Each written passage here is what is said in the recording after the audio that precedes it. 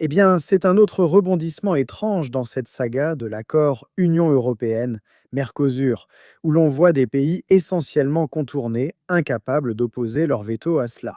Pourquoi un pays voudrait-il rejoindre un système où le gouvernement élu peut être mis en minorité malgré son vote? On l'a vu avec l'Irlande et la France qui a voté contre l'accord Mercosur sans pouvoir y opposer son veto.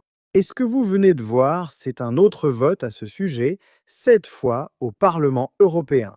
Cette fois pour essayer, on dirait, de retarder cet accord de plusieurs années. C'est passé. C'est passé de justesse avec 10 voix d'écart pour soutenir dans une résolution la demande d'un avis de la Cour de justice de l'Union européenne, soi-disant sur la conformité de cet accord avec les traités de l'Union européenne. Cela pourrait désormais retarder l'accord. Cependant, il est aussi étrange que l'Allemagne, comme la France, ne veuille pas de l'accord. Pourquoi l'Allemagne ne pourrait-elle pas conclure l'accord si son gouvernement le juge dans son intérêt national? Ce système de l'Union européenne est fou des deux côtés. L'Allemagne demande maintenant à faire passer cela en force.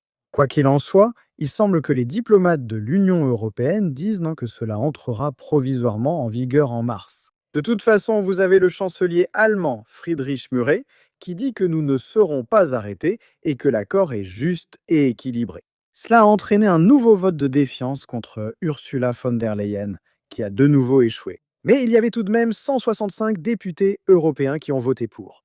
Donc oui, je pense que tout cela souligne une fois de plus la folie du système de l'Union européenne. Mais s'il vous plaît, faites-moi part de vos réflexions à ce sujet dans les commentaires ci-dessous.